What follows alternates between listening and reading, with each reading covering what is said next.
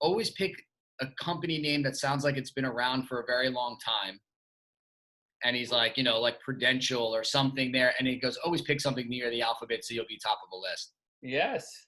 I think you So did I don't know. well. I don't know. I guess that worked for him for a while. So Anomaly Entertainment is a production company that you started and Yep. 3 years ago, right? Yeah, it's year 4 right now, and we specialize in nonfiction for the most part, reality nonfiction across the board. We do a lot of. We have a production deal with Discovery Communications. I was an executive there for 10 years, and when I left, they gave us an output deal, a production deal, so we couldn't sell to any other networks outside of their world. So right now, it's a first look. That was just basically so we couldn't go work for History or 80 or other networks. So because of that, we do all of our work right now for them. So we produce a ton of Shark Week content, 3 or 4 a year for the last 4 years. We produced Shaq the Shark Week. I guess that was 2 years ago now. We did a sequel, and we produce a lot for Investigation Discovery, which is true crime, Discovery Channel, and also Travel Channel. So across the gamut, we have a pilot right now with Food Network that we're working on, which is for their new streaming food service, as well as a pilot for HCTV and a project for Magnolia, which is the new Chip and Joanna Gaines network. I don't know if you guys have followed all that. Sure. Yes. So guys, as always, please just jump in at any time, or if you want, throw up questions in the chat. So Mike, this is pretty common in the business. You worked a long time. Mike used to, we used to do the New York trip, and we'd go to DC. Yeah. Some of you guys might know that Discovery Forever was, so Mike was an executive there, as you mentioned, for about 10 years. Discovery Forever was in Laurel, Maryland, which was interesting because there's not much media in Laurel, Maryland. Yeah, Silver Spring. Yeah, but very close. Near Laurel. There's a track in Laurel. Yeah, great track on my mind. And so that's fairly common that you work, you were there a lot of years and then start your own company with Discovery as a big. To be honest, it's very uncommon. It almost never happens. I mean, for the most part, people, when they leave, they go off to do some other, work for another network or stay on that side. I think we wanted to go in the production company route. And it just so happened our bosses, when we wanted to go, they didn't want us to leave. So this was something to kind of retain us. And then after a while, it just became like, we had to make a decision, like what side we want to be on. And I'm sure it's something you guys will all face. And I wish I would say that you would face it once and make a decision. You'll probably face it 10 times in your career. And Pete, who is one of the best, and I should have led with that. You guys are really lucky. He's honestly one of the best people in this industry. But you constantly make decisions of like how to transform yourself. What makes you happy? Where's the business going? What do I want to be doing within the business? It's like it's a really hard thing because it's constantly moving and evolving. So it's kind of hard to say. I would say that I'm sure. When I first started off, I wanted to be a network executive because I love TV. I love a lot of what was going on. I thought it'd be interesting to be in development. And after a while, what we realize is that as you rise up, you get way more hands off with creative. We outsource our stuff to production companies and people like me. So you start managing people, and you guys will see this in any corporate involvement. Then they have bosses, then they have bosses, and I'm managing like a spreadsheet of shows and delivery, and everybody wants information and everybody's concerned and worried. Is it going to raid? How's it going to do? What does it do? And it's like, you have so little control over it.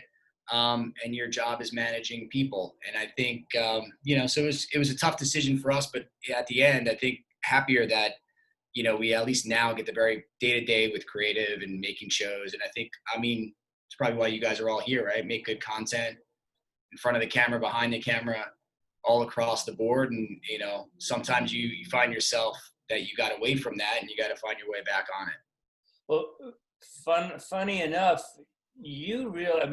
Mike's exactly right. Whether you're in front of the camera or behind, or you toggle back and forth, most people, assuming you even stay in this profession, storytelling on whatever format, narrative, non-narrative, move around different roles, different genres. But you've and since I knew you as a student, you've been the producer type. For a second in the Shaq trailer, a shack cold open.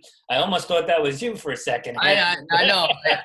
I got that. Yeah, that's our no, that's our underwater camera guy, Andy Casagrande. I wish I wouldn't be able to pull that off. I said, I'm sure no way. Everybody on the Zoom, but you guys are getting proper training to be in front of the camera. I've never been able to do that. I am hard pressed. You managed, I think, you managed to get through Chapman. I don't know. Were you ever on camera? I don't think so. I don't know how I passed these classes without having to do that. But maybe once in like broadcast 101. I don't know. It was your class. I probably had to be on camera. I think you talked me out of like you probably because it's such. I probably worked out a deal. I did weekends on the jib if I did nightcap or something. I worked my way, but no, I don't think so. I have an unhealthy fear of it. But you gravitated right away to producing. How did that happen? I have no idea. No clue. I'll be honest. I think most of it was when I started at Chapman, I wanted to be a writer. I started taking screenwriting, and I don't know, you guys are in broadcast journalism mostly?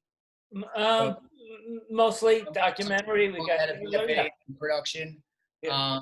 So I wanted to do that, and then I believe, and people just asked. We had another great teacher, Chris. Pizzetta. And I started doing more, and he was really the first person I think was doing more of a crossover where people could learn literally the art of TV production. Like we did live sports, all the Chapman games, we did lacrosse, tennis. I mean, we were directing live events, and I think that was something that felt really fun, entertaining, high pace, and it just, the people were great. It was a lot of fun to be around. I think I just gravitated towards there and never kind of looked back. And I think no matter what you do, I think you'll always see writing is part of all of it. I mean, we are, as producers, you're creating story on the fly, you're writing story and edit, you're fixing things that didn't get shot the right way. So I think the creative writing is already there. But I think for the producing front, I think, taking those classes and being in classes with you guys and seeing how the news production stuff worked, I just kind of gravitated towards that. So we'll get to Shaq and Shark Week and some of the other clips of some of the other shows that you do, but let's just kind of piece in the journey. You get out of Chapman. You went for a master's degree on the East Coast. Mike's used to call him Jersey. I'm a New Jersey native too. New Jersey and New York. Yeah. Mike's New Jersey. Jersey. Oh. And poor guy is a Jets fan. Not that it's any better being a Giants fan. And we're both suffering Mets fans. Totally wrong. You're totally so much better being a Giants fan. Being any fan of anything. So not watching football is better than rooting for the Jets. Just wait until you get Trevor Lawrence. Yeah, that's it. Something that gives me hope. But I don't think you want to go winless, do you? That's not. I don't know. No. Yeah. So why people have asked me, students have asked me for over more than 20 years, should I get a graduate degree? And I say, general answer is no, not in this business. I almost think halfway through, you pretty much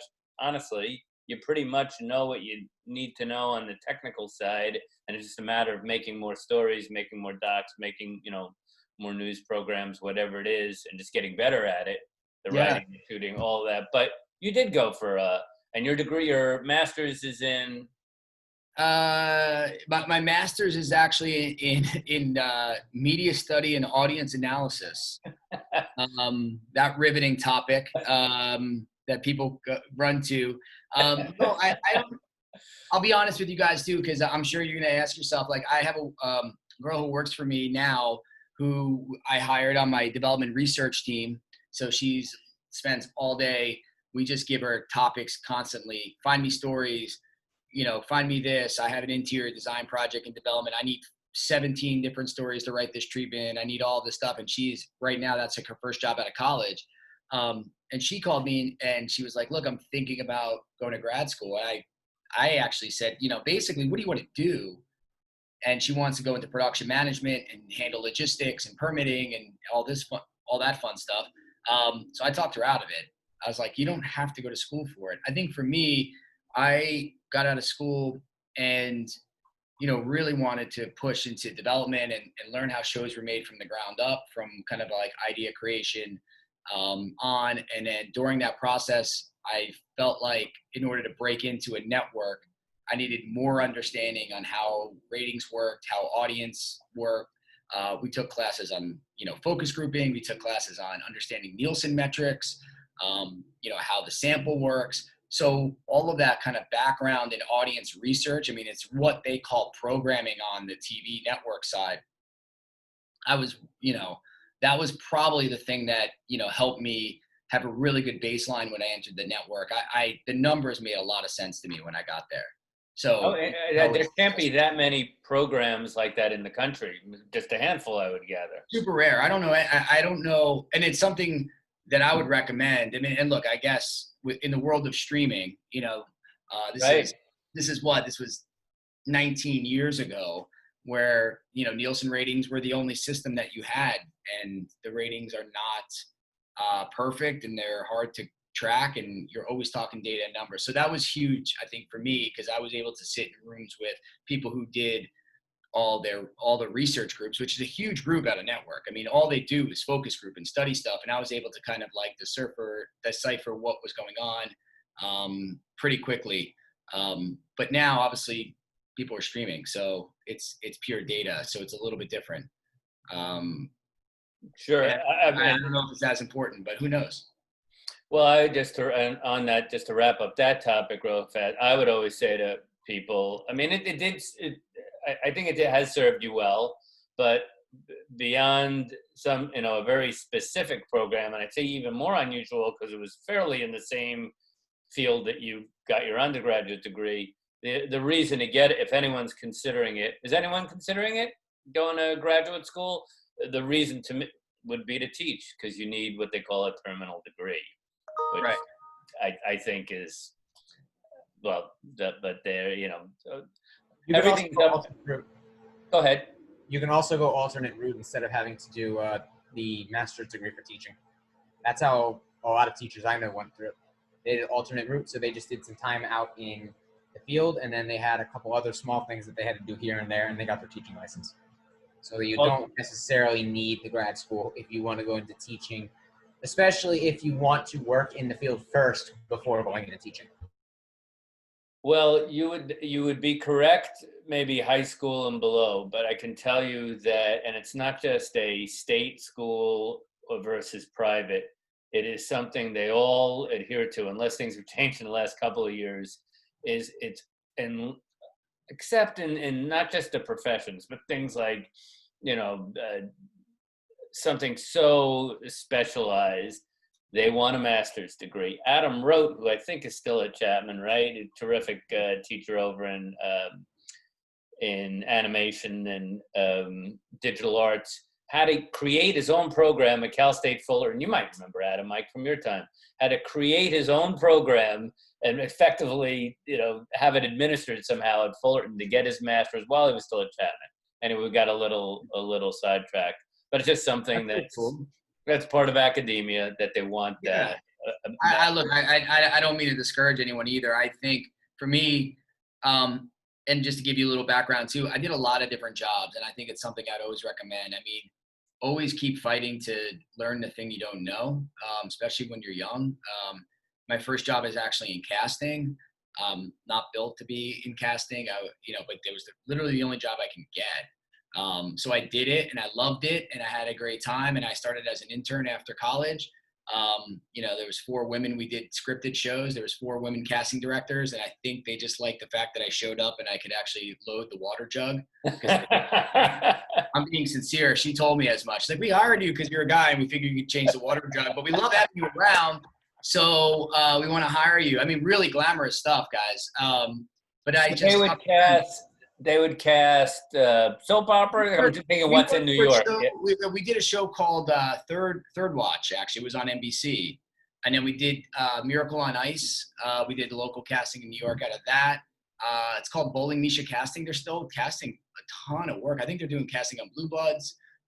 But they do, all those date parts in every episode and all those arcs. I mean, we were seeing 200 actors, every 48 hours for like 2 parts. I mean, you would see people on a Monday and Tuesday, send them to the EP on a Wednesday. They'd be shooting on a Friday for the follow, for the thing that was shooting it. It was crazy. I mean, it was just nonstop the amount of people and parts you needed.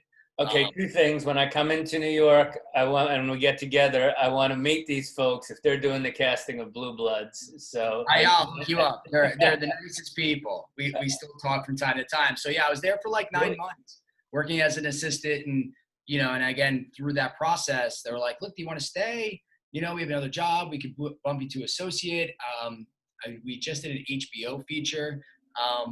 But yeah, like ultimately I wanted to do development. So I was like, no, look, I love it. I'm going to try to do development. So I went and got another internship, worked for free, and went to school at night, and then got hired there as an assistant where I worked for 2 years, just doing development, research, learning how shows are built.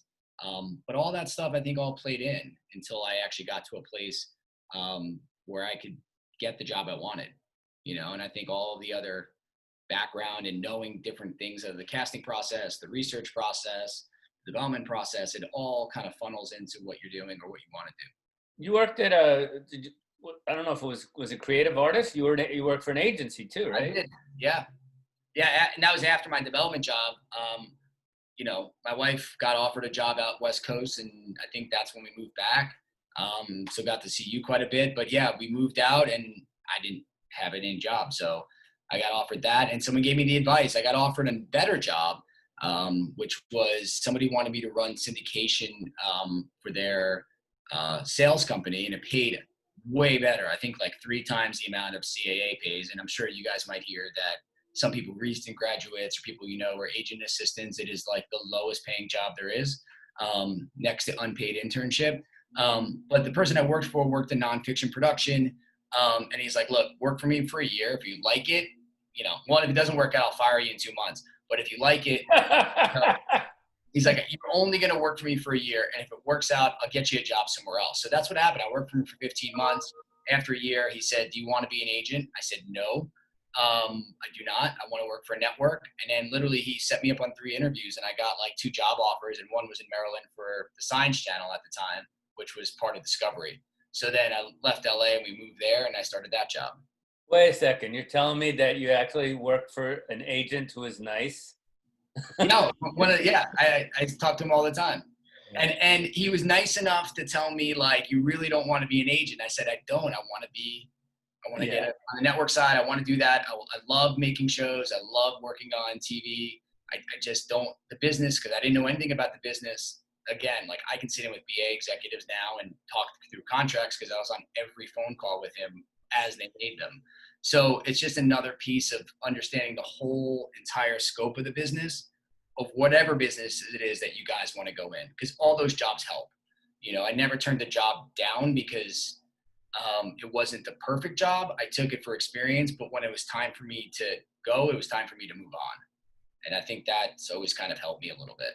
And definitely. Would any of you guys interned or thinking of interning at an agency, or anyone want to go to work for a talent agency or anyone? It's not something people leave at. It's a fantastic job. I got to tell you. And the pace is insane. I mean, we work 12 hours a day, and you're on, you guys, does anyone know what rolling calls means? Go ahead. No, I didn't know. I was 27 when I took the job. It's when you basically, you're on every single phone call. So you're on phone calls for 10 hours a day. So you're listening to a phone call and doing your normal job, working, sending emails, setting meetings, doing all that stuff, sending packages, pitch meetings. And then at the same time, you have to basically be calling all these people and then getting your boss on the line, because nobody wants to hold the thing. So as they're in the car, they're like, start rolling. So you get the other executive on the line, and you're like, hold on, I've got it. And then you connect them through. So you're listening, taking notes. So when they get off the phone, you send them all the notes of the calls, and you're actually doing all the work there, because you have this unbelievable, just pile of information. So, I mean, if anybody wants to go into screenwriting and you work for a lit agent, I mean, you're on the phone with directors who are buying scripts, and you're hearing the deals, and you're hearing the projects being pitched. You know all of this stuff. Every time an agent's on the phone, their assistant's listening. So if you've got like 4 people talking, there's like 8 people listening to every call. So if you want information, if you want to learn the business, if you want to learn just the players, I mean, it was really amazing. This got to be, I mean, it's just like in the Kevin Spacey movie, Swimming with Sharks, right? You just got it. It's not personal. It's not. No. They're there to make money. They don't care. but if you love the content, you get excited for it. I mean, we sold projects with Matthew McConaughey. He was on the phone. We sold projects with Jeremy Piven. He was on the phone. I mean, there was just a lot of different, players involved that we were kind of servicing clients. Get at it. My dog almost took us all off the air. Perfect. So you get to Discovery, and then we'll get back to Shark Week and the other stuff. You get to Discovery, and you found your. Do you know you wanted to be in the development? Is that what the job was? Yeah, I took a job. I got a job in development at Science Channel. So yeah, after wanting to get that job when I was probably not much older than you guys, 22, I was 28. Took me almost 6 years. And then, I got the job and thrived at it. I mean, I knew a lot. I knew all the agents. I had people pitching me stuff constantly. I think your dog, that's mine. Sorry. Thought your dog kicked us off. And then I just thrived to it. I was there for 3 years. And then I grew from a manager to director to a senior director. Then I got moved over to Discovery Channel, which obviously a lot more larger platform. I was there for 7 years, and I left as a vice president of production and development on the East Coast. We were actually, my business partner, who's my business partner now, we were running all of development and production out of New York for the last 2 years. So I mean, from there it just grew, and it grew because I was taking probably 50, 60 pitch meetings a week, looking for the next big project, overseeing production, giving editorial notes, what they call current. Have you guys heard that phrase? You guys know what like a head of current is? No? So on the network side, you always get an executive assigned to oversee the project. So like for me right now, I'm shooting this Food Network pilot. And my executive gives me notes to execute. Make sure you do this. And they call it a head of current. Or a network executive producer. So you're doing kind of two jobs while you're running that. But you're really responsible for making sure the pipeline of projects is full, because we're buying when things are on air now. We probably bought those somewhere from 9 months to 18 months ago. So it's like weird that you're always planning about a year and a half out. So maybe we should talk about Shark Week as an example. How it all did. God, this is now 32 years of this show, which is probably 32, 33. That's crazy. How did that show come about? What was your role in it when you were at Discovery, and now your role now with? You guys all grew up in the world of Shark. I mean, Shark Week. I didn't really know a lot about it when I was a kid, but I mean, you guys all watch Shark Week, or of Shark Week. I mean, apparently the story is it started in 1988. Some people in a room were like, let's just, we need a stunt programming, and they just had a bunch of shark shows. So somebody pitched it. And randomly, shark programming wasn't working. Like they would put it on Mondays or Tuesdays, and they said, well, let's just make a week out of it and see what happens. And they put it on the summer randomly, and it highest rated week of the year. They couldn't believe it. They're like, we have no idea. So they're like, let's buy a bunch of shark shows. They went about like 50 shark shows, and they started putting them on set, and nobody watched them. But for some reason in the summer, when they made it into a big event, everybody watched them. So it kind of became this cult thing where they realized that, it became something for people to socially do, to kind of get around, watch TV as families, their kids, with their friends. I mean, even when I was there, I ran Shark Week at the network for 3 years, and we would describe it as like, there was Shark Week drinking games, and people would like take off of work, and everybody just using an excuse to get together and watch these shows. And that, I think, was the fun of it and the draw of it. So we've been lucky enough that, I probably made 100 of those shows. And now on the production company side, we make about 3 or 4 a year. Wow. So you're now seeing two different ends of doing Shark Week. 100 of them, but essentially you would buy them, supervise them. Yeah, every year we would buy about 15 or 20, and I would oversee all of them, give notes on every cut, which is 3 or 4 cuts an episode, buy them, make sure that they're, reaching editorially what we want, making sure we all think they're going to hit the ratings numbers we want, making sure there's enough variety and the production companies are all delivering. And then you have to also deliver all those shows at the same time. So sometimes we'd be delivering shows, and it still happens.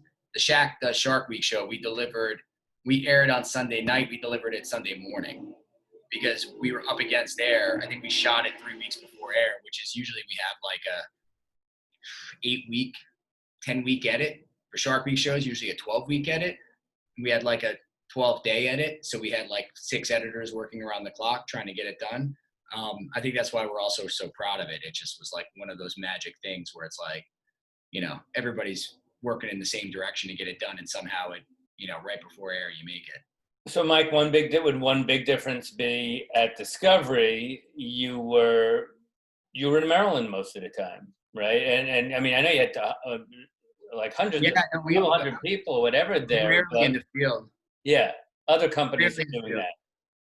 Rarely in the field, rarely hands-on, hands-on, because I would watch the show in a small box and give notes, and whatever you send to the production company, they have to do it. So you get to control the vision of it, in a much more hands-on way, in a much more kind of hands-on way that way. But at the same time, like, you're not shooting it, you're not, staffing or picking the crew, you're not doing all the management of it. You're just really just watching the cut and giving notes and being like, all right, you got to take care of that now and come back in 2 weeks when it's better. And now you are doing all that stuff. You're in. So where by the way, where is Shaq there? Where are you? We shot that show in the Bahamas. That's I thought, yeah. Has anyone ever been to south side of Nassau? I guess New Providence Island. The place called Stewart Coves is where we shot that. And we also shot at the Atlantis for one of the days. And part of the reason is we only had them for 2 days.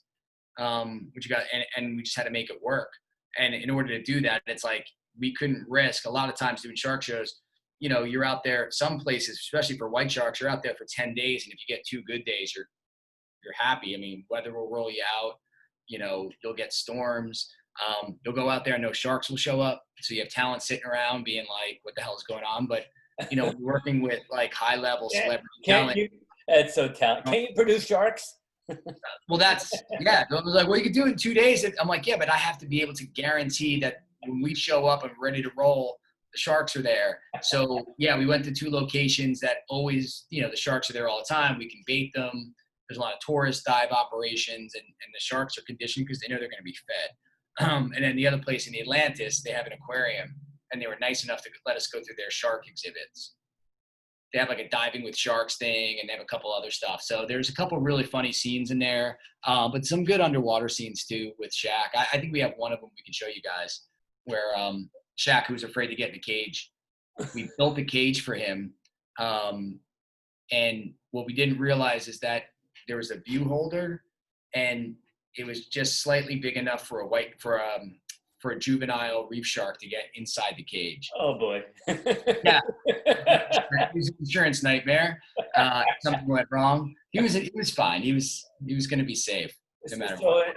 So now, maybe it was then, but now especially, like, you said, hey, let's have Shaq host it. See if we can so Discovery. So we delivered 2 shows that year. I think it was our first year as a company. And the president who came in is a good friend of ours. And she's like, I just watched your shows and I love them. It's a show called Great White Abyss. And she's like, it's the best show I've ever seen, and you need to do more. And we just shot this like really weird commercial with Shaq for Shark Week, which he inadvertently thinks it's Shaq Week. And they were like, hey, the CEO watched it and he loved it. He thought it was funny. So he's like, make a show out of that. And we're like, what do you mean? Like, take a day and come back, and you have to pitch me what the show is, and give me 2 pages on it. And this is how most of the process works. Tell me what the scenes are. Tell me what you think the story is. And for us, it was like, look, let's just lean into it. And his contract got messed up, and he thought it was going to be Shaq Week, but it turns out it was Shark Week. But when you sign up for Shark Week, you got to dive with sharks. And he's terrified of sharks. So the real journey is him kind of conquering his fears to get in the water. And we were partnered with an executive producer named Will Packer. I don't know if you guys know who Will Packer is. He is the EP for Girls Trip, a Tiffany Haddish movie. He's also done Ride Along 1 and 2. Unbelievable person, and he was he wanted to work on the show with Shaq, so we were talking with him, and he partnered us with Rob Riggle. He's like, you should get Rob Riggle. He'll be like the field general that gets Shaq over his fears, and he'll play that role. And it was really funny. Shaq is also really afraid of sharks, so it was 100% authentic, and he was terrified the whole time. Okay, let's. How did you get Shaq to agree to that? I don't know who asked that because I don't think it was on. Did you ask how did we? Yeah, how did you? Go, I'll hold off playing it. Go ahead. Oh, I mean, he just had done the spot, and he really was afraid of doing it. I mean, honestly, I think the question was like, will we work on his schedule, and he would want to do it, and can he get paid to do it? I mean, really, it was more of a contract thing. And then when we got him out there, the big conversation was like, look, you're here, you gotta get in the cage. Like, that's what everybody wants to see, right? We built this custom cage because like the first question for us is size. I mean, first of all, the guy in the universe, and unbelievably charismatic and is a total pro. And, I think the fun of it and I take this read from my kids sometime. It's like the simple questions. It's like, how do you get someone that size safely? What cage can fit them? And it's like, well, we have to build the biggest cage. The Shaq cage was the biggest cage at that time ever built to kind of fit the biggest human being. So the conversation was just letting them know that, getting them in the water. And honestly, after you dive with these sharks and after you get in the water, people become addicted and they want to do it again and again. So that part is usually pretty easy. Kind of like jumping out of an airplane. So I'm told. I would never. For me, one was enough. All right, so watch this clip and then we'll. It should be a little print, but that's okay.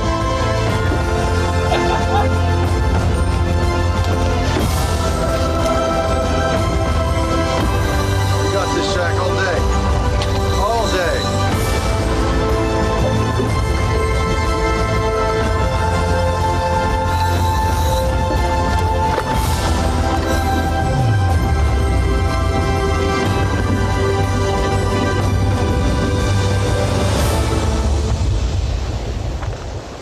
Topside, ABC. How's our boy looking down there? A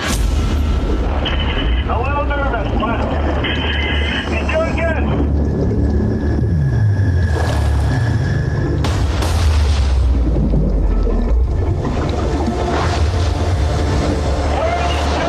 I was a little worried that only about 5 or 6 sharks might show up, so I decided to bring along Old Faithful, my chum cannon.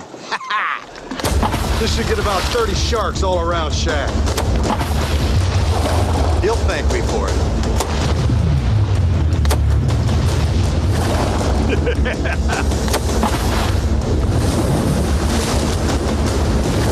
These reefs are more intense than usual. There's literally a dozen or more, and they're all just frenzied right up against the cage.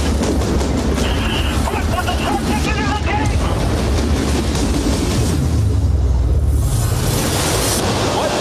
Sorry, what did you say? There's a shark in the cage. I gotta get him out. There's a shark in the cage.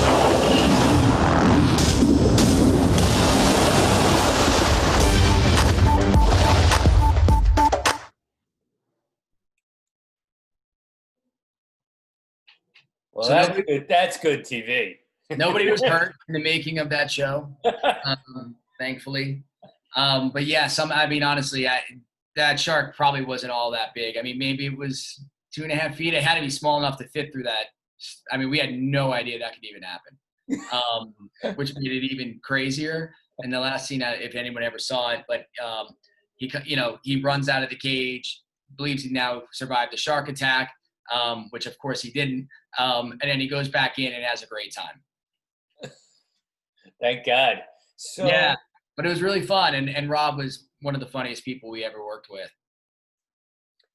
the production, I mean, I can only imagine how many cameras and the quality and everything.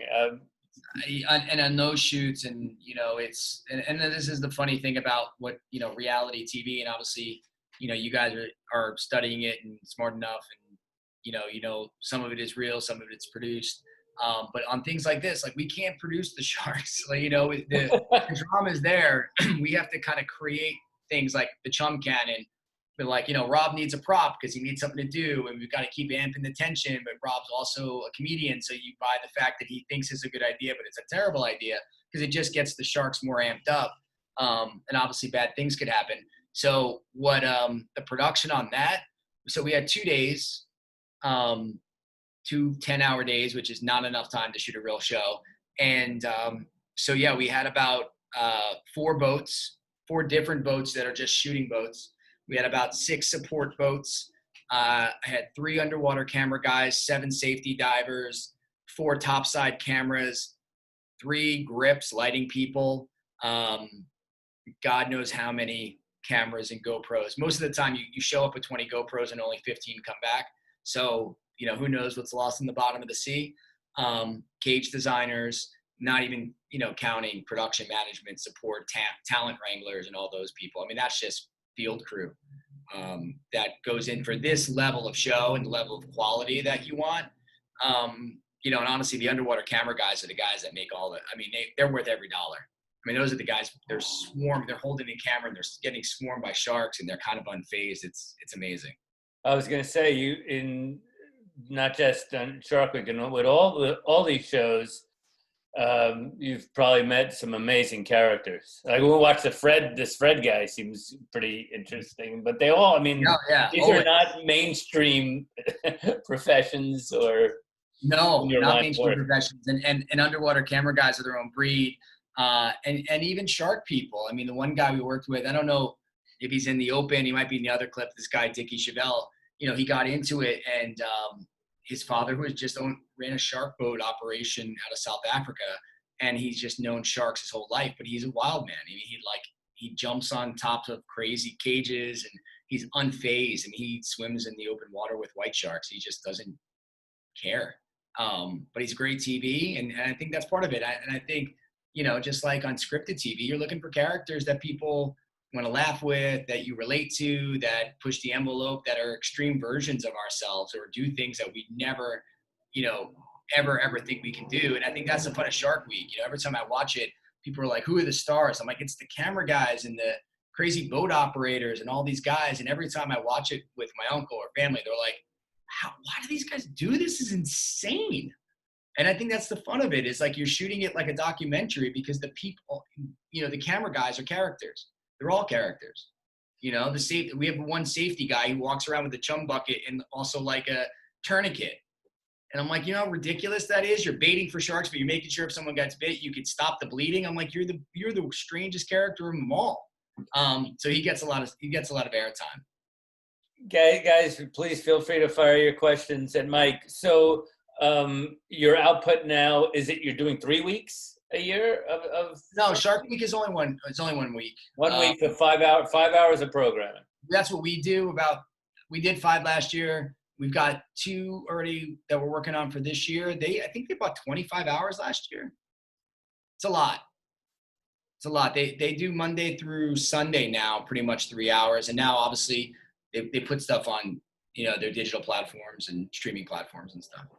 But you're making more of the editorial calls, and obviously you're producing logistics, story, producing from the top down and hiring showrunners and all that stuff. And I mean, I think that's part of this too. The more you do it, I'm sure you guys like you work with each other, you start to develop friendships with people. So it's like we have a stable of people now. So it's like when you start to get good at doing something, it's an easy phone call. So it's like, you guys will just figure it out.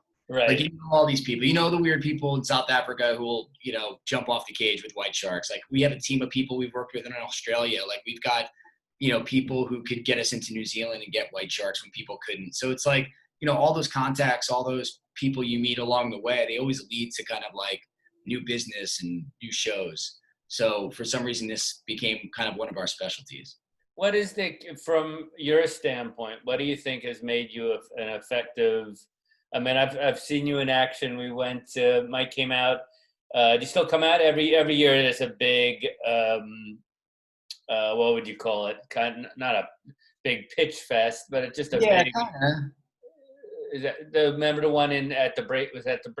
Yeah. It's Real Screen. Real Screen is like a nonfiction kind of producer summit where networks come and production companies come to try to sell ideas and meet people and to do a catch up. It's not as big as it was, but at the time, I mean, 600-700 people, 800 people a day would show up easily. Maybe even more. I was only there for the nighttime festivities. Yeah, those are. What's the name? What's the hoity-toity hotel in not the Lowe's, but next to Lowe's in Santa Monica? The Breaker. Lowe's. Oh yeah, Breaker. Yeah, that's where we stayed. Yeah, because we didn't stay at the conference.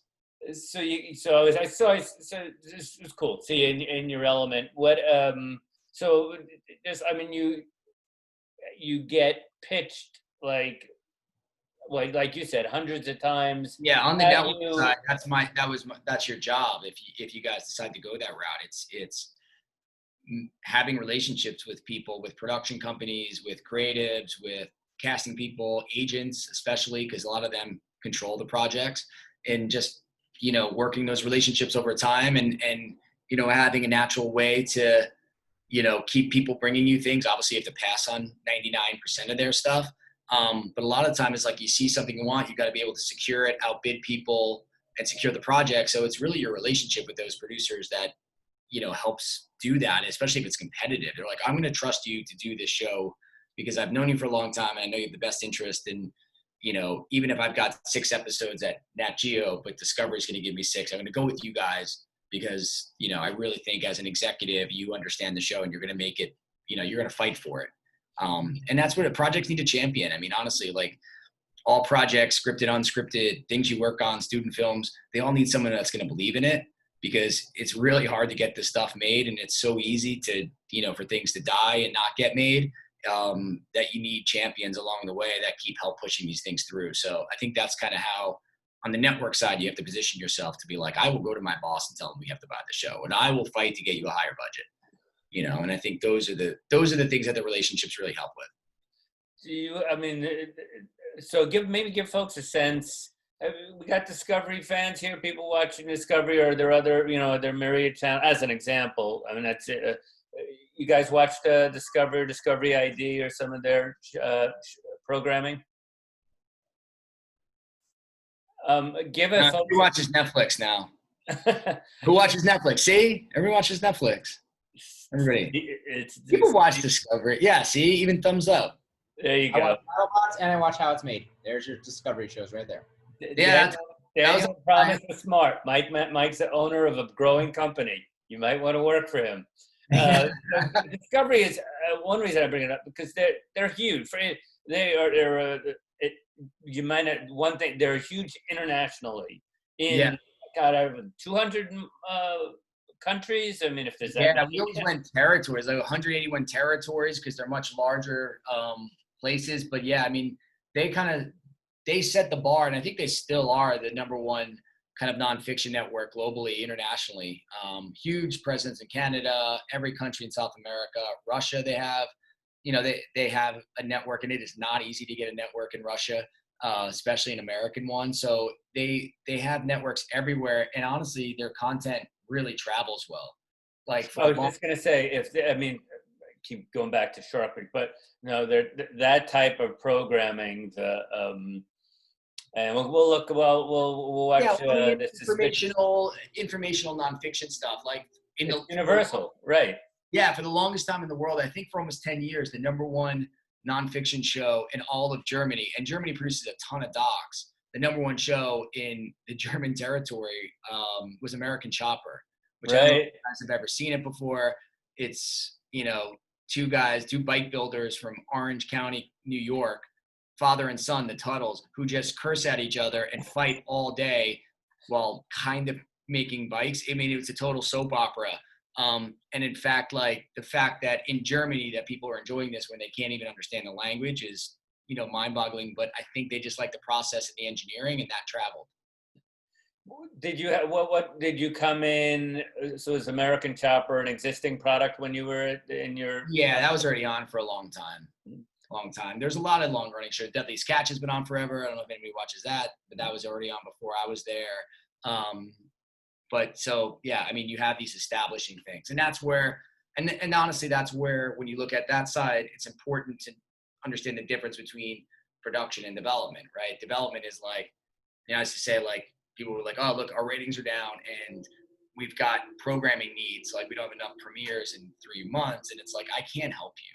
I can help you in a year from now, because by the time I buy it, contract it, get it into production, edit it, it's 12 months. So it's like things that are already existing, that's where those current executives come in. They're managing that whole pipeline of content. We're trying to bring in new content that will replace those things or be the next thing that people talk about. So you got a couple here. I think they're both new this year. We'll maybe start with Suspicious Minds. I think that's what, right, Mike? Yeah, do you have that one? Real life. That one's airing now. I don't know what clip we pulled for you. But yeah, it's a series on investigation discovery. They kind of specialize in true crime. So murder mysteries, essentially. And why don't we watch this? I think it's a cold open to, maybe it might have been your second. So this started, did it just start, I think? Is that right, Mike? Yeah, 3 weeks ago. It was up against a debate, so I'm not really watch it. All right, let's.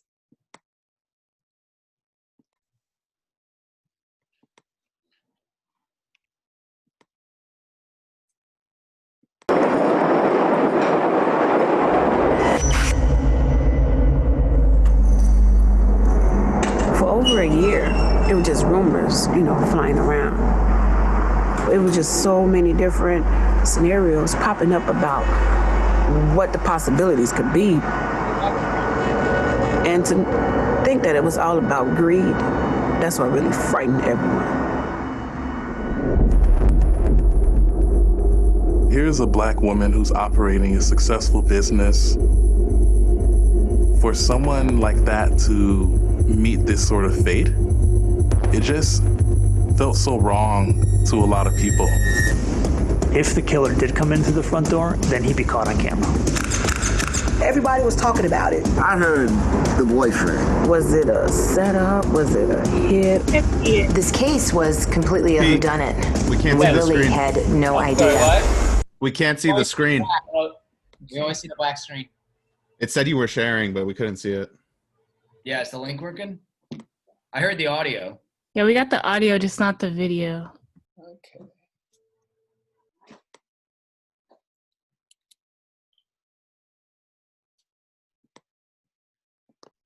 Can you see it now? Yes. Yeah, I can see it now. Okay, I'll re-rack it. Sorry about that. Good.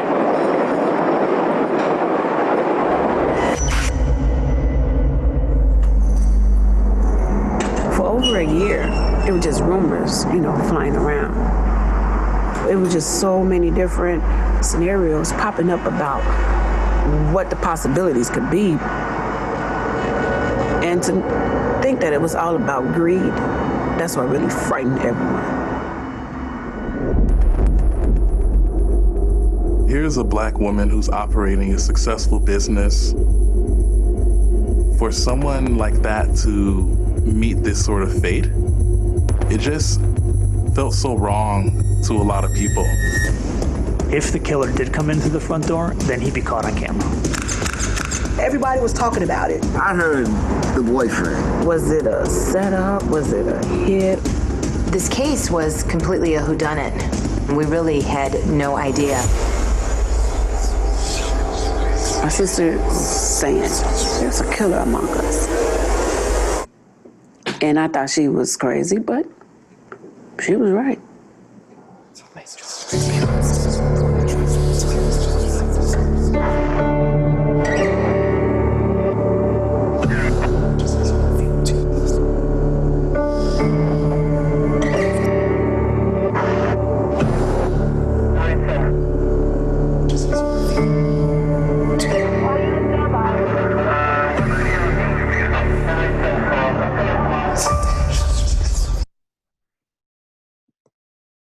I need to watch that.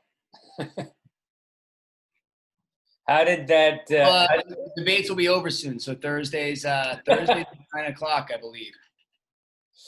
Well, how did that? So this is one of your. It's doing fairly well. Yeah, there's a new one out of the gate. We've done 3 shows with Investigation Discovery. As Pete knows, my father and brother are both cops. So it's definitely something I know a little bit about. But they're unbelievable partners, and again, they specialize in true crime. So every episode is kind of like a murder mystery whodunit. Like you're following detectives as they kind of telling real stories of homicides and how they kind of came across the clues to solve it. You know, they're pushing a lot more archive and kind of active investigation stuff, but they still do a fair bit of this, which their audience loves, which is, you know, using recreations and retelling it. But I think always looking for small angles, and the angle for us here they wanted was basically kind of how gossip can take over a case, and kind of, you know, everybody's got different theories, and everybody's, you know, the whispers that kind of like breed this kind of paranoia in a small towns, which makes it really hard to solve these cases. So it's equally about the people and what they thought and how their kind of like mistrusts kind of like tore their relationships apart, as well as the investigators and how they solved the crime. So these folks, what's the production company here? What's the name? Sorry, which one? The production company? That's us. We made that. Anomaly, yeah. That's kind of a big deal that you own this show, right? We don't, not technically. We developed it and we pitched it to Investigation Discovery, who bought it. They own it technically, but we made it. We did 6 episodes, which, you know, for these kinds of stories, you're going through all these past case files. They all have to be adjudicated, which is they've gone through the courts. There's been no appeals. Legally, you can tell the stories, and then you have to go through and cast them, you know. You're working, and again, it's a totally different experience than Shark Week, which are these kind of big, fun, over-the-top adventure shows. This is like really in-depth, nuanced storytelling. You're going through case files. You're finding kind of like, you know, the breadcrumbs and the clues of how they solve the case. You're talking to detectives for access. You're talking to victims' families for access. You know, you're conducting those interviews in a very respectful way, because you're honoring the life of a loved one that was lost. So it's, you know, some of them are really, sometimes you get out of an interview and you just, you know, 6-7 hours and you're just totally, you know, gutted from hearing this story. And people are willing to go on camera and share it. So at some point when you were developing, say, this show, it's come to a point you've got so much invested money, people, right, that you're like, we got to make this work. We got to make it a go. Or early on, you get Discovery commits to so many episodes. Or work. No, it works both ways. I mean, it's a development process, a long one. I think this show we worked on for about 3 months, back and forth with the network to shape it. You know, then they want a visual Bible. How would you shoot the interviews was like a big one for us on this. It's like, we want to use these low angles, have these people leaning in. We want to use it like a really long depth of field, so you can have these long hallways, long libraries. Like, again, it's hard. I mean, I'm sure you guys have watched true crime stuff on Netflix, right? It's like trying to keep outdoing each other with stylistic stuff and how you treat archive. And, you know, it's the game of always trying to, like, I love what they do there, but how do we make it different here? Or in the last show we did this, but that's already a year ago. We can't bring them the same thing. So it's always, for the network and for the production company side, you always have to keep kind of like raising the bar. So this show, what did, I think I saw there was, maybe you mentioned, how many episodes in its first year? Six episodes, which is kind of standard for a season 1. Mm-hmm. Things really worked, and then they go to like 12 for season 2 and, you know, 20 for seasons after that. But first, you know, they start with a smaller order just to see, like, is it going to catch on? You know? Sure. I think even Seinfeld worked that way. Yeah, you're right. Back when they did those pilots. But yeah, I mean, that's their kind of strategy for the most part. But these shows they're incredible. I mean, they're real life murder mysteries and the stories and the heroics. I mean, it's really moving stuff. So you mentioned the one person who works for you, it's her first job, and that this would be part of what she's I'm sure in the development part, yeah, I'd be like, look, we have a concept for investigation discovery. We want to know that there's enough stories that fit this mold, that you're trying to shape this into a series. Like, can you go out and find me, 6 stories that fit this vein? Which really means like you got to research 100, 200, to try to get a couple really good ones. And you're always then, after you get a good one, trying to get access. But yeah, her job is, going out there, doing internet research, picking up the phone, calling people she now knows in detective's office, being like, you have any cases, anything like this? That's kind of her job, but that's a pretty standard entry job. And I think it leads to a lot of different ones. And I think it develops really good skills. Well, you could also just ask your dad and your brother, right? Yeah. Yeah. So, we'll jump back to a shark thing. So this I think it's this year is the Fred had this one come about, and is that and by the way, we should talk real quick, as with everyone, how has it been? It might help that you're doing so much outside. How has it been operating during COVID? I'm sure it's the same for everybody operating. It's brutal. It's brutal.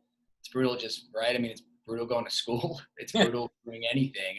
Everything's hard. And I think for us, the thing is, it's all about safety and keeping our people safe and keeping talent safe and secure. On this shoot alone, we've conducted 250 COVID tests in the last 3 days. Social distancing, masks, everything else. Obviously, the stuff on the boat is really, helps because I think people are just more at ease. Sure. But yeah, it changes how we work, right? It's changing how we live. And honestly, and I don't know, please don't post this, but networks don't want shows that have people in masks, even if it's on the street or B-roll. So it's kind of this whole thing where you're almost pretending like it's not happening around you because you're shooting a show. Right. That makes sense. Yeah. I don't know if that makes sense for you guys, but it's like, you don't see newscasters who were in broadcast. You don't see people wearing masks. Like you almost like, they don't want to remind you. It's like, hey, look, this show's going to live on our shelves for 10 years. No one's going to give us a pass on it. In 10 years from now, if it airs in Czechoslovakia, why is everyone wearing masks? So it's hard. So in order to keep people safe, we have to create a, production bubble. Everybody gets tested. That's why we're in this hotel. We're all staying at the same place. We travel to set together, from set together. You're not allowed to leave to eat. You're not allowed to leave anything. You can stay within the confines of the hotel. And every other day we do another round of testing. I'm curious. So it's almost how fast you get the results? Is it? Same day. Swabbing. And we shot, but like everybody's different, and and I'm sure you guys know this better than we're only catching up to it. But the first thing is like, oh, someone just took a test. It was you go to the 15-minute swab thing, and then where it's like it was a rapid test, which is an antigen test, which you guys probably know the difference. I didn't. So at first, and so I was like, oh, well, you tested negative. Totally good. Then we had to shoot a Shark Week show in the Bahamas. The Bahamas wouldn't take his test. They only take a PCR test, which is a molecular test, which has to be run by a separate lab, and that takes 36 hours to process. And then that test came positive. So then we had to go, thankfully he wasn't around anymore. We had to go put that person on quarantine, bring somebody else in. So it's you just never know. One test can kind of, shut the whole thing down, and then you have to start all over again. But yeah, it's been an exercise. But look, there's great monitoring, great people.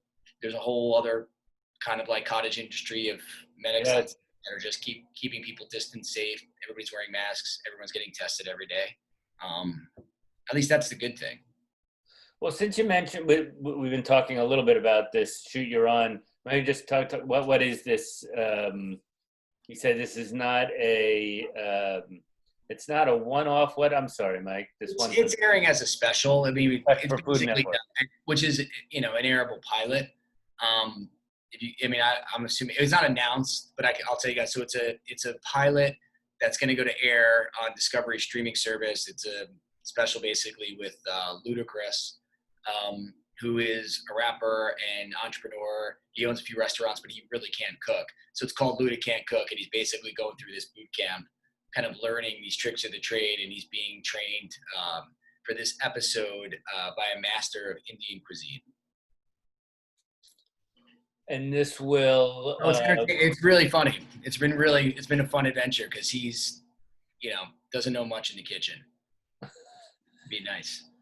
But yeah, it's good banter and it's great. How important, of course it is. You want as many, however they get there, as many eyeballs as possible. So so you like, and of course you do, like you said, you got to believe and be committed to the shows that you do. But then you got to get the buzz, get the, the viral nature going. So like what would be the game plan to assist your partner Food Network here to getting a big audience? Yeah, I think you guys were also asking about social media. I mean, I think for us, it's so changing. I mean, the world of digital influencers and social influencers and getting people to latch on to a show is so different now than it was. And back in the day, it was on-air promo and off-air promo, right? It's like, we're going to run commercials and buy billboards. And now it just feels like, yes, you kill for that stuff. That's great. But commercials are really not as effective because people don't watch TV the same way. So if you run, you run a commercial during one of your shows, you're pushing people to come back the next day, but they're probably DVRing that show. So by the time that they even watch it, they're not even seeing the commercial, and the show that you're promoting already aired. So social strategy is huge. I mean, for us, the network has such a larger footprint. That's really what they control. The networks have their own social digital teams. They put kind of content out on Instagram, Facebook. They live stream stuff. They try to get the talent to kind of do a Q&A. They try to do, obviously creative ways to market it. And, for us, we're such a small, tiny thing, us and our 30 employees. It's hard to make a dent in that, but, we do what we can. When you started your company, what's the first thing you had to do? So you got one main partner, Mike, a couple of partners? Yeah, it's me. I'm co-president with another partner who also, we were kind of partnered together at Discovery. We just always worked together. What's the first couple of things you do? You get, you line up a banker, you line up, you got to get you line up your lawyer. We had to hire a lawyer. That was very important because you have to incorporate. So yeah, we had to hire an accountant and a lawyer. We did not have a banker. We just kind of did it. I don't recommend that. I'm sure a banker would be a good thing. No, we just kind of did it. We started it up and we had no idea what we were kind of getting into. But we were lucky and fortunate enough. We had a lot of good people. So we have an agent, which is always highly recommended no matter what you do in this field. As somebody once told me, another executive, like, especially when you're a new company or you new talent, right? You're going out in the world of broadcast, or you want to be on air, or you want to work for ESPN, or like somebody who's going to protect your business interests. Somebody who's going to pick up the phone to a network and say, hey, you've never heard of these guys, but I started representing them. I love them. They're great people, and it's like, this one guy who's the head of programming, and he goes, the young company is like, how do I get a pitch into you? He's like, have your agent call me. He's like, at least I know somebody will back you up. And I'm sure he said something much more crass than that, but it was basically, it was true. It was like, at least somebody I know will vouch for you. And that was kind of like really important. So one of our really good friends who I worked with and sat next to at CAA, when she was an assistant, I was assistant, is now an agent. And so she represents us. And yeah, then we have an entertainment lawyer, and that's really it. An accountant. And the rest of it we had to figure out. We had to figure out how to run the books, how to manage the budgets, how to manage the staffing, hiring, and all that other fun stuff. Could you have done it? Would you have done it? So it's 2016 or so, well, maybe, yeah. Right? Would you have done it without knowing going in that you had a deal with Discovery? You had revenue. Probably not. Probably not. I just think, with that, a little bit of a runway. But to be honest, if I had to do it all over again, and I know everybody says the same thing, I would have done it sooner. I would have done it much younger. I would have done it 4 or 5 years without that. you know, because the first couple of years are really hard. You're building this thing, and you know, again, we were lucky we got this Shaq special because of our relationship we had at the show, and one good show breeds another good show, and it just takes time to build that. You know, it's like we've got great relationships at certain networks, and you know, to be honest with you guys, like we have networks that, you know, we have a director of development, and she's great. She actually came from Chapman, by the way, from Mallory, one of Pete's connections, and we hired her, and she's unbelievable. You know, and she's got all these great ideas for like E and all these female skewing stuff. And I'm like, they won't even take our calls. Like I like, or maybe they'll take our pitch, but like, we're not the people they're going to. So it's this real thing. Like, you know, you have to keep proving yourself, and you have to keep making one good thing and one good thing. So it's like every hour of TV is so hyper important. And it just takes time. Like, I think we're at a time now where we're starting to branch out. Like this Food Network thing is really big for us, because it's like, wow, prove you can go do lifestyle, and this one thing could lead to another thing. So, you know, that's kind of the process. I think there's like a misconception where it's like, you're just going to, you know, walk in, you have a good idea. It's like, you walk in, you have a piece of talent that blows you away. You have a piece of tape that nobody's ever seen before, or sizzle tape that will sell something. You have the reputation to produce it. There's just a lot more, I think, on it, especially as TV gets harder and harder to draw an audience. It just puts more pressure on each show. Beyond production, I would imagine it's harder to sell right now since COVID. Oh, I mean, talking to people in the industry, hardest year ever to sell. You know, networks are tightening. The ad revenue is really, I think it's down 40%. I mean, it's a tough market. Plus all these streaming services, which I think ultimately are good for, you know, for consumers, right? You get paid for what you want.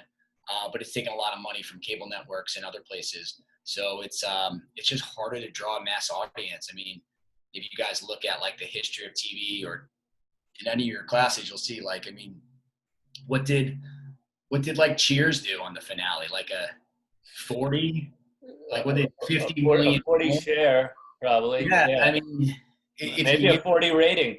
Yeah. I mean, you know, even on big broadcast shows, right? If you get 2 or 3, you know, like you're really doing something. And that's how fragmented it's gotten, which means more choices for everybody, but it just means that people are watching it the way they want, when they want, you know, on the platform they want. And I think, you know, as you guys move on, I think that's exciting. I think it makes it feel like you guys can find a unique voice in what you want to do, because everything's different. And I think that's, you know, what I do for Discovery, even Nat Geo wouldn't do anymore, you know, because everybody wants to feel different and have a real point of view to their programming. So, you know, that's kind of the landscape everything's moving. What's the highlight of having your own company? Is it making a livelihood for 30 people? That's not a small. I mean, you should feel good about that. Or is it still just, you know, the making of the shows, and then what's the thing that makes you toss and turn a little? Oh yeah, the making of the shows is the best. I mean, do you guys produce a lot? You guys produce a lot of shorts, and I mean, a little bit. I mean, I remember we had the class. Who was it? Dan Leonard taught the intro class, which was silent filmmaking. You had to make like a 5-minute story, but you couldn't use dialogue. Do they still do that? That used to be the final in visual storytelling. Visual storytelling still a thing, right, gang? Too. That was, I think, the final project was 5 minutes. Yeah. Yeah, I mean, I loved doing that stuff then. It was great. Like, I loved editing it. I loved, you know, kind of coming up with the stories and figuring those things out. And it's the same thing here. I think no matter what you do, like, you have to have a passion. You have to love it. You have to love every piece of it, even the crappy pieces of it. And you know, because it's hard. I mean, it is a war of attrition. And it's like, if you don't love it and you're not fighting for it, it's like you could do anything in the world. There's a lot of other jobs. I mean, this is a hard one, and you got to figure out and be committed to it. And that's, you know, putting a good show out. I mean, the Shaq show, I mean, was unbelievable. We love Suspicious Minds. It's a great show. Our network partners love it. And it's like, that's the pride. I mean, we get to make TV. I mean, that's exciting and it's fun, you know, and I think that's still fun for us. And I love my job because of it, you know, and all the other hard parts of it. I think you have to just accept those. the managing people. I mean, I don't think anybody loves that. You got to fire people right on occasion. Tough, yeah. I'll say though that, running a company, I didn't expect it, but that livelihood piece and employing good people and honestly hiring people from Chapman and giving people their first jobs and mentoring people and allowing people to grow into jobs is really unbelievably rewarding in a way that I'm not sure I would have expected. You assume you hire someone to do a job and they do a job and they do it good, they come back, but it's like, when you see people who really want to learn, and I would say that a lot of people who work for us are much younger than their jobs are, because it's like they have this unbelievable talent and vision and passion, and it's like we can teach them the rest, right? It's like I can teach them the technical pieces. I can have them, shadow a DP if they want to be a camera guy, but they're an unbelievable shooter. They have a brilliant eye. It's like we can grow them and to be part of our stable. So I think that stuff we've taken a lot, or at least me personally, I take a lot of pride in giving people chances and opportunity, which is not something that I don't think you get a lot of those companies. No, and I will tell you guys, I'm not surprised to hear you mention that. I'll tell you guys, even Mike got it even when he was a student. I mean, he got the, it's all about the show, get along with everyone, stand your ground when you have to. But at the end of the day, we're also just, I mean, it's not just your livelihood now, it's your company, but we're making TV. And yeah, look, we're making TV. Not surgery. I mean, you should have fun doing it, no matter what you guys are doing, making videos. I mean, I laugh because my son's 11. Sorry, this is like old man stories. But he shoots these YouTube videos because that's what 11 and 8-year-olds do. And he runs around with a camera. They just did one where they reviewed a Slinky, and it was ridiculous. He loves it. Like, he's just like, he's editing it at 2 a.m, being like, what music should I use to like cut this Slinky review? And I'm like, and he's like, I have 6 followers and 7 people watch my video. He doesn't care. He just like, and I look at him like, he's so like, he's already way past. I didn't like get into this until I was like 19 years old. I think I went to Chapman because I realized how much I love television. He loves it. I watch it. Like, and the number one thing I tell everybody, no matter what you want to do, and when people start development jobs, they're like, teach me how to do development. I'm like, what do you watch on TV? The easiest question, and you will get asked in any interview. What do you like to watch? And if you don't have an answer for it, you're out. You're out. It doesn't matter if it's good TV or bad. I watch terrible TV. It's not like I would love to say I watch like high-end Netflix documentaries. I would love to make those. But like, I mean, I also watch, ridiculous reality stuff. Like I was a huge fan of like Jersey Shore. I was a huge fan of this stuff that's just like, we watch a ton of Real Housewives in my house. It's entertaining. It's escapism. I mean, that's part of it. And that's okay. Well, then you're also looking for what's new and what's hot in production, in talent, right? In anything. We're watching. What's the interest? I mean, everybody's the country and the audience, their needs shift constantly. They're like, I already got a lot of that. I already watched Fixer Upper. HGTV is a huge thing in our house too. It's like, what's the new thing? What's the next thing? So you have to watch everything. You have to be like, really be a super fan of this stuff. And I know I see it. I know I saw it in a lot of kids on the Chapman side, on the film side, right? I mean, there's film theory, there's history of film, 1, 2, 3, 4. I mean, right? I'm sure, I don't know if anyone takes those classes, but we used to sit and watch a movie for 3 hours and then write a paper about it the next week. You never see that in TV. Like, you never see people be like, what did you watch last week? And it's the number one thing of any interview. I'm telling you, at a network side, casting side, do you watch it? Do you know what's on there? Do you watch diners, drive-ins, and dives? Oh, you do? All right. So you know this food format. You know what's going on. You can dissect this stuff if you start to watch it. And I think that's the number one thing I tell everybody who starts for us. And trust me, I'll meet people who are producers who've been working for 10 years and they're an associate producer, and you're like, start talking to them, and you'll get it every now and again. They're like, I don't really watch TV. And I'm like, well, what are you doing here? Because it's kind of like, then you don't have no idea what we're all talking about, because we're all making this thing for people to watch and us to enjoy. And it's like, well, I don't really have cable, or I don't have Netflix or whatever. And it's like, I'm not really into it. And I'm like, okay, so then you can do anything out there. I don't know. That's me being No, just we used to say that on the film side. I would say the same thing. You know, most of my career's been in news. And the film side, the saying was, film students do three things: they watch movies, make movies, and talk about movies. And I think it was the same thing for me for the first, you know, when I was in broadcast journalism for the first 15 years. Is you worked 10, 12 hours, and then you went home and watched news.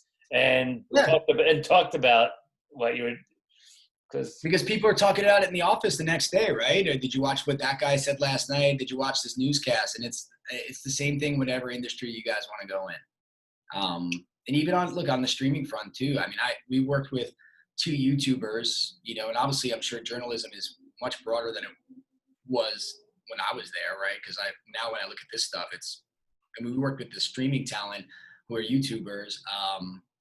And they all know about each other. They all watch each other's stuff. They do collabs. They all like talking to them. It felt like you're in a bubble where they all knew everything that everybody was doing at one time because they never wanted to overlap with anything, right? I mean, you guys watch a lot of YouTube? No? Dude Perfect. My kid, they're obsessed. We worked with Dude Perfect. They're awesome, nicest people ever. But they knew everything. Like, oh, you're talking with this guy? Oh, he's got 7 million viewers. He's got this. He just did these 6 videos. So they're all they're hyper locked into what other people are doing, you know? And I think on the TV front, it's like for us, it's like we've got to be hyper locked into other shows and other things that other people are making. Hey, gang, please ask Mike questions. Ask away about anything he's talked about. And go ahead. I thought I heard somebody. I don't have you guys muted, do I? Someone say all muted on themselves. Excuse me? No, I think they're just muted. Okay. How has doing lifestyle shows been different from your previous reality shows? It's a good question. I mean, honestly, it's a totally different world for us. And I think all these genres, they have such nuance. So for instance, on this food show, you know, we kind of do the same thing. We set up a scene, we let the talent kind of do it. And then the network, you know, then we have this food stylist who comes in and we were just we had to stop set, relight, and do 45 minutes of beauty shots of food. I mean, it's art is the best I could do it. It's like watching like a commercial where it's like they want to see the steam coming off, and they that audience, they come for that, right? It's shot in a way that I have no idea how to do it. So we brought on this culinary producer who's unbelievably talented, but almost for an hour after each. So we're all standing around and they're like, hold on, the parsley's got to go one step. And I'm sitting there, I'm like, I don't have the patience for that. That's amazing. But when you look at it, it looks gorgeous. So I think it's each one, you don't realize the audience has expectations. And even if they feel small, we were doing this kind of real estate show, and it was a totally different beast. You know, the home tours, what they want it really raw. They want to make it feel like it's a doc. They don't want to make it feel produced. So you have to shoot it in a way that you're kind of doing follow along. But it was challenging, and just getting the nuance of what the audience wants, because it's a different audience for each kind of genre of TV. So it's you know, every single thing you do is a challenge. The home show is for HD TV? Yeah, it's a pilot. It hasn't aired yet. So I think we're finishing it next week. But the investigation discovery stuff, for instance, their audience, they have a very set expectation of what they want. It took us really a show and a half to figure that out. You know, it's oh, you guys want the detectives to be heroes. They have a strong sense of justice. So it's they don't want things that are unresolved. They want to know what the sentence was. That was their big, you have to tell people what the sentence was, because they have to feel you know, the sentence was worth it. You know, it's such a weird thing. It's well, they murdered someone, they were convicted, they got arrested. It's no, but you didn't tell me what the sentence was. That's important. So it's all those little things. And I think that's where the benefit of having a network executive, especially if you get a good one, who's look, I've been doing programs for on this side for 10 years.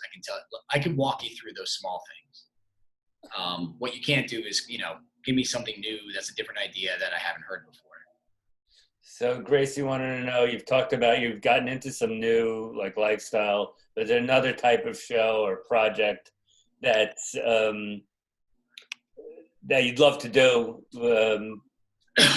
Whether it's you've got it, you've been pitched it, or or even a dream, This show right here, we wanted to do for about a year and a half.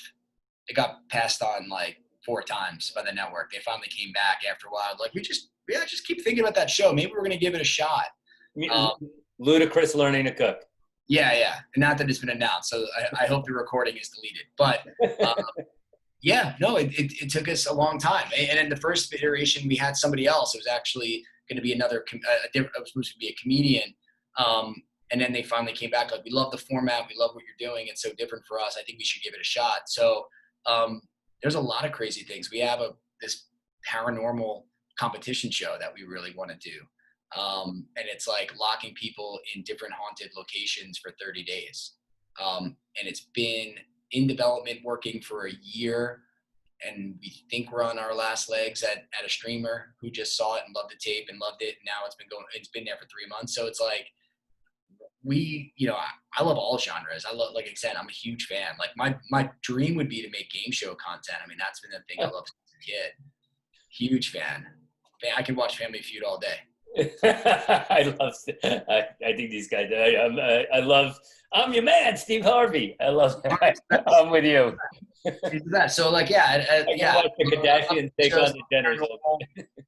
I think no matter what you do, it's all about finding the story, right? Like the Shaq story is so weird and different, and not weird, but different because it's personal to him and you have to create all of that.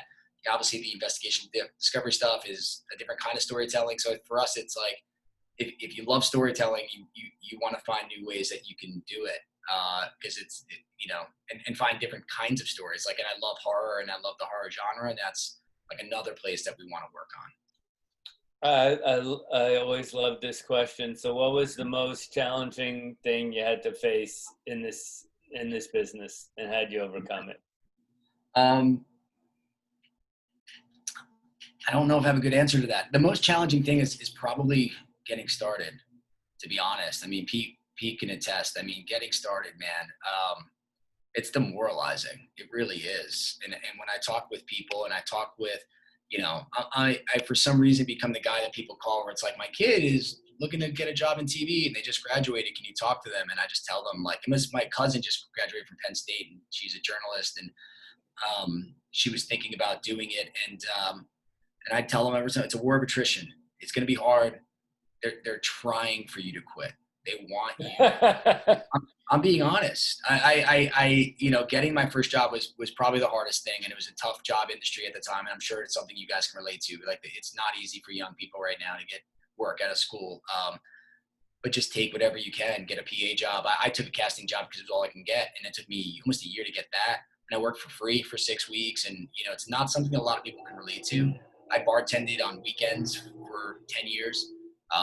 To kind of make ends meet because, I lived on my own and kind of made it work. So that's the first thing that I think, don't give up because everybody has to do it. There is, unless like Spielberg's your cousin or something and you have like an in. But even then, you got to earn it. You got to, they're going to put you through the paces. So I think the hardest thing for me was getting the first job. And then once you get your first job, you realize like, what's the game plan? Like, what's the next step? What do I have to get to? Where's my next opportunity, and how do I keep building towards it? So it's not just, you're not just sitting around being like, I'm just going to wait for the next perfect thing to come along. Or I'm not sitting there being like, I wish I would, always ask yourself. I mean, the game we play would be like, do I want to do my boss's job? That's kind of how we keep pressure testing it. And then at the network side, I got to a place where I'm like, I don't want to do my boss. That's terrible. And I think that's kind of where you could feel like, hey, is this a good fit? Like, do I get a chance to kind of come in when you in the first 4 or 5 years in the business and try things and say like, just see how other people work and make money and the part of business. And I think that's something that you guys should kind of enjoy. And I think like if I could ever go back and rewind it, I would allow myself to enjoy that time, because yeah, there's a lot of pressure and they're grinding you out and they're working long hours, but it's also like, the bar is just to gain experience. And that's not something that, I don't have that luxury anymore. Like, I got to perform, I got to put numbers up. I'm responsible for, Discovery is $1 billion business. I'm responsible for the future of that, and stockholders and stuff that we don't even know about. They look back towards that. So it's like at a certain point, my shows have to rate in order for the company to succeed. Somebody coming in is like, I just want to learn. And I think that's the number one thing is like, if you're excited and you want to learn and, and you're responsible, then people will embrace that. Sometimes I think it's hard to, maybe, you probably did realize it, Mike, when you were with that agency or the casting company or the other just starting development. It's hard to realize that you're meeting so many people, you're learning so much. But like you said, you bartended for 10 years. You got to put yourself in a situation where you can afford to, frankly, not make a lot of money.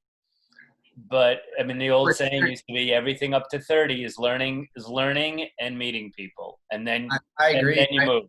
Then you make a move. One of my, and you were asking about mentors, a guy, Zig Gauthier, who at the time was working for Game Show Network, then started his own company. He's a great producer. I met him one time randomly. I just moved to LA. He knew my old boss who I worked at a production company. And she was like, you got to meet Zig. He's a nice guy. He knows a lot of people. And I just ran into him. I said, hey, I just got offered this assistant job at CAA. And then I got offered this other job because I have a research background. The other job made $80,000. This job paid me $25,000, right? I'm engaged, going to get married soon or whatever. And I was like, I don't have any money. Like, he was like, what do you want to do? I'm like, I want to work for a network. I want to do development. He's like, if you take that other job, you'll regret it for the rest of your life. He's like, don't worry about the money. Go get experience. So I was like, all right. So then it worked out that he actually knew my boss that I hired. And the guy's like, oh yeah, Zig already called me. He said, you're taking the job. I was like, and he's like, he already called me. He said, he said, great hire, look after you and you're starting tomorrow. And I was like, all right, I guess I am. So like, just people that can give you real information and tell you, because it's really hard to explain to, my dad's a cop, my mom's a nurse. It's like, oh, you just keep moving this way. That's not kind of how it works. You're kind of, always moving up and down until you find your path that you want to go on and really kind of create your career down that road. So I think that's just something that, those are tough decisions. And, I would say probably 4 times in my life, I've taken pay cuts or 2 times I took a demotion because to move to a different industry or part of the business, or take an opportunity, starting a production company was definitely a pay cut. But again, you have to take those chances and put yourself out there. Yeah, there's nothing like, say, what is it? If you'd rather be doing anything else than what you're doing is work, but if not, then you have the dream job. So when you can find that thing where, you know what, this is what I would be doing on a Tuesday at 8 p.m. Right. I'd be here. In the edit bay, out in the field, whatever it, or calling whatever it is that might be the even the work part of what we're doing, but it still puts a smile on your face. Yeah. You're never looking at the clock. And the money comes. It does. I mean, right. And it goes, but generally, yeah. It goes, yeah. You will get to a place where you make yourself invaluable and you provide a function that your boss doesn't want to do anymore, and they'll keep growing you into it and realize that they can trust you, and the money will come, and it'll come faster than you realize at a certain level. But those first couple of years, it's just about grinding it out and trying to enjoy it, trying to enjoy the process. Like, I tell people all the time, I'm kind of like on these shoots, like a glorified PA, because I'm always like running around trying to set stuff up because I like doing it and keeping busy, and it's like I'm always learning stuff and always trying to kind of enjoy being on set. So, that's just the one thing that, hopefully you guys can realize too. Well, I think you talked a little bit about, you talked a fair amount about Rachel's question about COVID and the impact on this shoot that you've been on. Is this maybe one of the first really that was you've got a ton of people in the COVID era, one of the first you've done, and what now? Just going forward, you just like... We shot 3 shows this summer, 1 show now, and yeah, it's had a huge impact. It's delayed a lot of productions coming out of the network. So a lot of people you know, have been put on hiatus, waiting for things to come back. Talent being worried because talent on camera aren't wearing masks, even though the crew are. You know, the safety measures for the crew are really good. It's tougher on the talent, but then it's our job to protect the talent. So it's had a really tough effect on the business. And I think you guys will probably see from a creative standpoint during like April, definitely March too, but April and May, you saw a lot of like COVID programming, right? Like Zooms and, you know, all that kind of stuff. And now you're kind of seeing people shifting away, and it's almost like, you know, the audience's appetite is like, I want to go back to where, like, you know, things looked really cool and they were stylized, and I miss that, you know. And it's like they accepted it for a time period, but now they're kind of don't, you know. It's like they have high expectations, and now it's like even seeing, you know, games without fans in them, or night shows without fans. You know, it's weird without an audience, but at least it's better than the alternative. At least it looks good and it has this very similar show flow. So I think for us, like, the real challenge is like, how do we try to keep getting it to the bar it is with all of these hurdles just kind of always kind of being thrown at you. So it's really just an exercise in problem solving. As if you didn't have to solve 1,000 on every show to bring it to fruition, right? And even this show alone, and like there's a run-of-the-mill Shark Week show, right? Yeah, exactly. And we've done this before. I've done it 100 times, right? And now it's like, God, how do I get people in the country? How do I keep people out? How do I get people tested? They don't have the same protocols in Australia that they have here. How do I have a local media manager, and how do I, instead of having him FedEx because I can't trust the system, how do I upload it safely on a secure FTP that I can download it in New York so I can edit it? I have editors. No one's allowed in the office, right? So I had to create a remote edit system, and thankfully it's amazing, where we took all of our edits out of our bays in New York and we put them in everybody's house that we had on staff. And so we can basically be remoting, and then they can upload their EDLs, and then we can refresh their bins with new footage and then send them back every night. So we have this whole rotation. I mean, we delivered like 30 hours of programming during the pandemic, and it was constantly just trying to problem solve. Like, okay, no one could be there. How are we going to go to a mix session, or how are we going to watch a cut together and give notes? And how are we going to get new footage? We have to do pickups. How is he going to get the footage? So, I mean, everything takes 5 or 6 steps more, and everything's more challenging. But may also an opportunity, right? If you Totally. keep operating, right, individually and as a company, you keep operating. And we're very early to clone all of our drives and get people out. It was like March, 15th or 14th or whatever, and we started like 2 weeks before. So we never slowed down. You know, a lot of people were shut down for a couple of weeks while they were going to have to retrieve their drive. We're like, look, we already had everybody out. Like we were kind of like just really pushing to keep people and our employees safe. So I was like, look, it's getting weird in the city. Just go. We'll figure it out. So, you know, the opportunity for us was, you know, we're creating a world where you don't have to be in the office all the time. You know, it's like this system, the way that we've been able to pressure test it for, 8 weeks is, it's really working. I have 3 editors working on one episode of TV on different parts, and all of their edit systems are syncing together remotely. And that technology exists. And I think that's really good because they don't want to leave. They don't want to leave their house. They want to, they want to work their 11-hour day, 10-hour day and spend the rest of it with their family. Like, who wants to commute 2.5 hours a day? Well, we were talking over the weekend. So Mike's office, have offices in Lower Manhattan, and it's got to be and who knows what the future is going to be, but it's got to be, it's a very, very strange time in places like that have been hard hit, like New York, right? Yeah, totally. It's really hard. And look, it's not our business, every business, right? I mean, that's the challenge. I would say, like, the solutions on this, to try to answer the solution is being open to figuring it out. There was a couple times we were like, let's just not even shoot the show. Like, and I'm like, well, if I don't shoot the show, then these people aren't working, then we might not get something else. Like saying no, like, how does that help us? It's like, is it harder? Yes. Is it going to be as good? Maybe, hopefully. But, that's not the answer either. I think the answer is like committing yourself to saying like, all right, look, let's sit down and figure out how we can do it. I mean, here's an example for this show. It's like, hey, we want to go to open restaurants. Everybody wants to shoot in open restaurants, but the state of Georgia, where we have to shoot, they rolled back their in-dining thing. It used to be 50%, their cases spiked. They moved it to 25. So it's 25, but you have to wear a mask and all these protocol. But the problem is our talent doesn't want to be without a mask. We have to keep them safe. So they have to adhere to our production guidelines.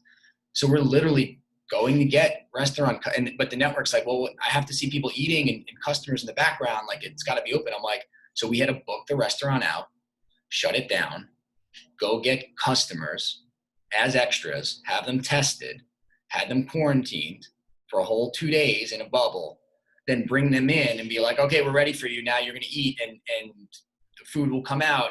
And they had to be a part of the restaurant. So basically we paid people to have lunch there, but we had to already get them tested, screened, everything else to do it, and have to shoot it in a way so it feels natural, because it's not natural for them to do that. But those are the hurdles, and the solution is like, well, the easy thing to be like, well, look, let's just, the restaurant's closed. Like, we're not going to have anybody in the background. I'm like, well, that's not the answer. It's not going to be as good. I think you guys are getting a sense when someone asks you, what does a producer do? Or what does the owner of a production company do? Just from a couple hours listening to Mike, everything. Yeah, we do everything. Totally. You have to know every end of your operation. And you've learned this over 20-something years. Over every job, yeah. And I think the job of producing, if that's what you guys are doing, and I know it's different scale, it's you're making something out of nothing, and you have to enjoy that. And it's really easy to, take the easiest route, but then you have to keep problem solving to get things better. I mean, that's the whole process. Yeah, you never wanted, or did you ever have to go? I mean, you worked for Discovery for 10 years. You have the opportunity to work on a show? On a what? Just be on a show. So you would have been a line producer, or you'd have been showrunner. Yeah, and our business, like, showrunner is like, they could be executive producer or co-executive producer. But and if you hear, I'm sure you hear that scripted too. It's the person who's in charge of the day-to-day operation of the show, but they're in charge of the line producer, who is in charge of basically the staffing, finances from the show, budget, logistics, permitting. They're in charge of everything top down, in charge of creative, a lot of them direct in the field. I think maybe one day. I mean, I like doing it, so depends what the show is. I mean, you have to really love it. I mean, the problem with that is, like, you go do one show and it's just like a production company side, or like journalism, where you do, you're a newscaster that specializes in sports. And then it's like, in 5 years, you probably look around and be like, I don't really love doing sports as much as I did. Or maybe you do. If you want to do something else, people are like, well, you're the guy who does sports. It's like, it's the same thing with this, which is like, some showrunners I talk to, they're like, I'm still doing, the 17th version of Real Housewives. And I just, we interview people all the time, and I'm like, hey, we're doing this weird Shark Week show. Like, please hire me. And I'm like, I can't, you've never done this before. I can't get you. The network holds approval for these day-to-day showrunners. So I'm like, I can't. Like, then I'm gonna have to go back to my high-paying job running this show. But I hate it. It never fails. Well, but I get why people would ask you that or say that, because there have been times that like, my favorite, like, wouldn't it be cool just to take a year off and do anything and work on Blue Bloods? Yeah, right. Because I so love the show and believe in the show and love the character. You just want to meet Tom Selleck. I do want to be the commissioner. Yeah, I want to be Frank Reagan.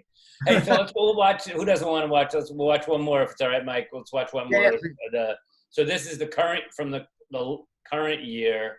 You're probably already, I'm sure, thinking about the next year, number 33. But this is from the 32. Fred. Yeah, Jaws Awakened, Legend of Fred. So do we need a set it up for us, or we just? Oh yeah, I can set it up. So Fred is one of the largest sharks in the world, and I think it was 2012. We did a show when I was at executive at Discovery, where I saw this shark rip a cage. We actually misidentified him. We thought it was a different shark, and somebody was like, "No, that shark's name is Fred." And so, fast forward like 7 years later, they were like, what shows you want to do? And I'm like, look, I'll do whatever shows you want. We'll pitch you a bunch of this stuff. I'm like, I just want to make this weird documentary about this shark that has the strangest name. Like, who would name a shark Fred? It's bananas. Shark is like a 19-foot behemoth out in New Zealand. So this is that show. Okay, you guys can see it, right? Yes, we can see it. Oban, New Zealand, a sleepy fishing town in the South Pacific. But below its surface lives the last great legend of the sea. An apparition beneath the waves. A ferocious beast with teeth the size of daggers and eyes that will pierce your very soul. This great white shark of biblical proportion clocks in at over 18 feet and is 2 tons of raw power that goes by the name Fred. Seriously, Fred. The largest male great white shark in the world, with the most unfortunate of names. Rumour has it he's named after the first guy that discovered him. George. No. Actually, he's named after the acclaimed scientist who first identified him in 2009, Fred Dobbins. Nope, that's Prince Harry. That's Fred. And get this, Fred is spelled with a P-H. Fred with a PH, that's just nonsense. Fred is a celebrity in these parts and has frequented the waters off Oban every spring between 2009 and 2015. Oh yeah, everyone's seen Fred. And if they haven't, they know someone who has. And the locals can't help but marvel at his prowess. He's probably the biggest male I've seen out here. One day, I was out paddling on my surfboard and he knocked me clean off the board.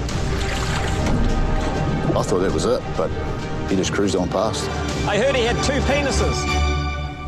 Well, all male sharks have 2 penises. They're reproductive organs called claspers. Still pretty cool.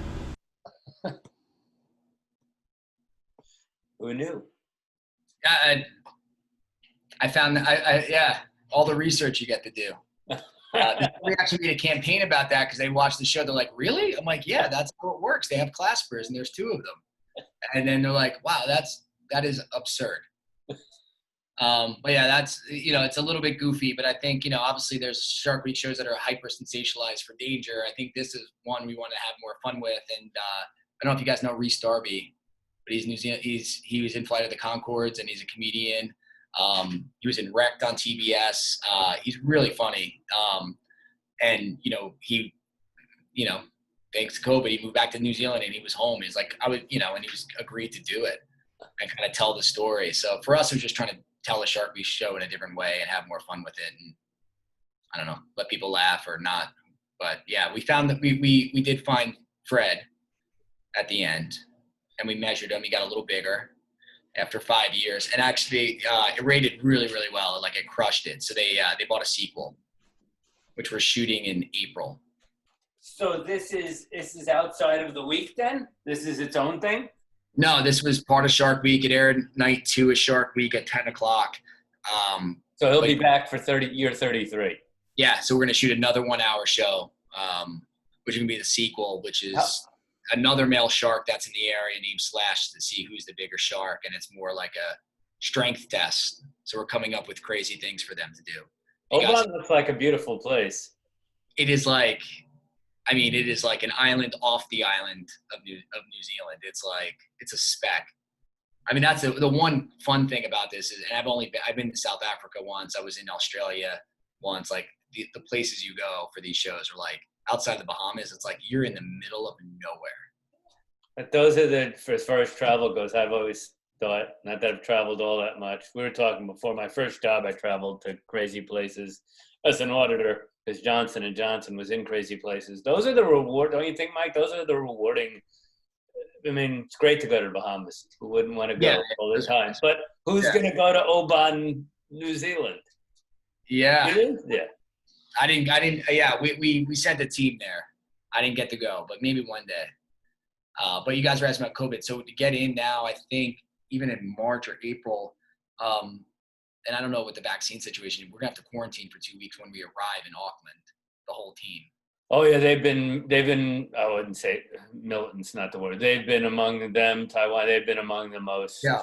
They've locked down the country. Yeah. Few times, yeah, and we shot the show right before the lockdown, so this time I think we have a permit to go back. But yeah, they're like, yeah, but you're gonna have to spend 2 weeks at 15 days in Auckland, just at a place that they have like registered quarantine places.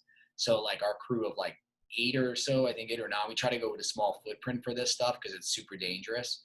I mean, they're gonna have to spend, instead of flying out there and shooting for 8 days, they have to fly, sit in a hotel room by themselves, isolated for 15 days, and then go shoot, and then come back and probably quarantine again. And they're doing it, and a lot of times they're waiving money to even do it because they just want to work and they love what they're doing, and this is their thing. So we're trying to do it where we can shoot 2 shows out there.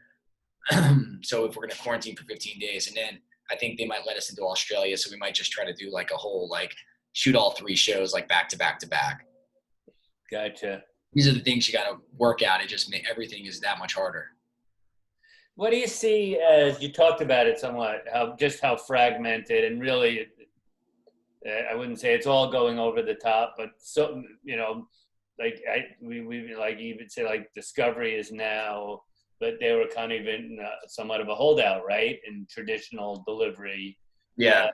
So with that as one thing, just how we're all watching so much, like AJ said, it's all Netflix. Like Ricky Gervais said when he did that, he said, Netflix. Why don't we just give the whole evening to Netflix? And then what else? You can talk about that, but what else is just the future of? I don't know. I mean, I think for Discovery and they own Scripps and all those networks, it's like they were in 110 million homes, and then it shrinks. So I think their platform allows them for people who want just streaming to buy it, right? So it kind of supplements. I think that's a good business model because then you kind of get 2. Look, I still like cable. I still flip through. I like channel surfing. I know people don't do it anymore. Nobody under 30 does. So it's still something where, people like me, we're going to get shrunken. And then I have Netflix and Amazon. And I just got Peacock, and you have all these services to supplement. So, I think that's the good thing. The real thing is how many of those services are you willing to pay for and stick with, and how many have hit shows that you have to pay for? I mean, I used to joke I have HBO because I watch Game of Thrones. Right. Now that it's over, do I still want to pay that money for it? I don't know. So I don't know what it's going to be. I honestly think. Look what I'll just say real quick. Look what happened with Quibi. Of course, their timing was terrible. Time was terrible. Heavily back, and they had no arc. They had no base. Yeah. Peacock launched. I love AP Bio. I don't know if anybody watches that. It's really funny. So we got hooked on it, and then season 3 they put on Peacock. So it's if I want to watch AP Bio, I have to get it. Right. And also the new Saved by the Bell is launching. So that's no fans. Wrong age group for that reference. But yeah, so I think that's kind of the stuff that you're gonna have to see is you'll pay for your favorite shows for sure. But I think honestly, I don't know. I think generally businesses, they all spread out and then roll back up and spread out and roll back up. I think that's probably what you'll see. I don't know if it's Netflix buying some of these other cable places to roll them into their platform, because they're going to have to keep just feeding that content appetite. It doesn't stop. Right. So I don't know. In 5 years, we could be back to there's 3 main streaming platforms and 4 main linear cable providers. Exactly. And then for your company, you've talked about. I mean, obviously it's great to have the tent poles, which is Shark Week and Discovery, but partly because the industry changes as we're sitting here, but just keep getting more diverse offerings and. Yeah, I think the key for on my side in this business is diversify. You know, like Shark Week is a big part, and we love the content, and we're super fans. So it's like we hope that keeps going, and they rates really well. People still love it; they still come for it. But you know, what else? How do we grow? We're not going to grow that way if we keep doing the same thing. So it's like in lifestyle, how do we do that and figure out that business and grow? And you know, again, like the appetite goes up and down. I'm trying to think what year it is now, 2020. So I'm going to say 10 years ago, nobody would put true crime programming on air. Nobody. Like you guys might laugh at it now because Netflix is so big with it. There was Court TV, Discovery Channel did some originals. And then basically they all pulled the plug because like advertisers hate it. It's down market. Nobody loves it. Some research groups decided, pull it off, whatever. We don't want it. Court TV changed it into True TV. We're now a comedy network, blah, blah, blah. And then like 2 years later, one of our programmers who's a good friend of mine, Kevin Bennett, who's now the GM at Investigation Discovery, we had a channel called Discovery Times. And he just started putting it on the archive, and it went through the roof. He's like, people love this stuff. They have their average minute of tune in for a show is like 53 minutes, unheard of. Like a Discovery Channel show is like 26 minutes. That means that's like the average length people actually watch your show. I mean, they're watching from beginning to end. We had a class. We had some people from Dateline on a couple of weeks ago, which is, you know, they morphed from news magazine. Basically, they're true crime, 29 years in running. And I'm one of the you watch. It's people are hooked on it. Yeah, and they want to stay to the end to find out the answer. So it's like and now with Netflix took it on and they do it in a whole different way. True crime is like one of the biggest genres of TV, and people are fanatical for it. They can't get enough. They're paying like for big docs. They've done stuff, you know, obviously like Tiger King is kind of like in the true crime genre, but just such a bizarre story. Now they're doing follow-up docs about whether she killed her husband. It's crazy. I mean, it's just like, and then to think 10 years ago, you could have been a small company with like 2 or 3 shows for Court TV. And then one day someone picks up the phone and be like, hey guys, we're canceling the network. Your shows are dead. Sorry. You know, it's like, those are the things that people have to live with. Timing is everything. Somebody got that call last week. Like, hey, you got 2 shows, but they're not going to move forward. So we're going to pull them. And it's like, if you don't have other things and diversify, it's hard. When you were, I think you did, and we talked about when you were at Discovery, you did some live shows. Was the Walenda thing, was that live? Yeah, we worked on I did a lot of stunts and specials. Like Shark Week was obviously a week of specials, but yeah, I did the Nick Walenda Grand Canyon walk, which I guess now is like 8 years old. You guys know the Flying Walendas, right? No. He just did Volcano Live, which was on ABC. I had nothing to do with it, but he had a tether on. So the whole thing is, he was on ABC. He had done a walk across the Niagara Falls, but he had a tether because it's ABC. It's owned by Disney. They're like, you have to. Right. And then we were talking, and after meeting him, he was like, "I'll go to Discovery if I don't want to wear a tether." So we had to like agree, like, all right, then just do it the right way, do it the real way, do it the way the Walenda's been doing it for years. And it was the most gut wrenching 20 minutes of my life. Like Chicago, right? He did Chicago after, but we did the Grand Canyon. Okay, right. Which I think we did like 23 million people. It was 1 million people a minute while he was on the line, because it was you couldn't look away. I'm nervous just hearing you talk about it. I can bring it back like it was yesterday. Because everybody was like, what happens if he doesn't make it? We're like, we had a plan, but like you can't talk about that because he's been training for this for like 2 years. But he's a great guy. I mean, this is what him and his family do. But it was so we did that live special. We did another one. Those are really fun. But those are stunts. Like, you have to have something that's big and loud and buzzy enough to cut through the clutter that people have to watch right now. Would that be something Anomaly would, if like you said, you have to have the right thing. If it came along, you'd want to do that. Yeah, I would absolutely go back. Yeah, I would do live for sure. For sure, it's fun. It's nerve-wracking, but like at the end of the day, and I think Chris used to say, one of our old professors, right? He's like, the great thing about live is like, It's over. It's done. It's done. You wrap the cables up. You get a beer. You know, it's like rewritten in the sand. Yeah. Shark Week show, and a lot of times I'm in edit for 3 months in an edit bay trying to deal with network notes. Like, they don't like the music score here, and I've got to change this one line, and I wrote 3 others, and you're just like, you know, every frame is scrutinized, you know, and then you do that, and it's like, yeah, we made mistakes. Is everybody safe? Did anyone get hurt? No? Great. You learn from it and you move on because it's over. I mean, news is the same way, right? Like, you guys go live on stuff. Yeah. There's I think there's something cool about that.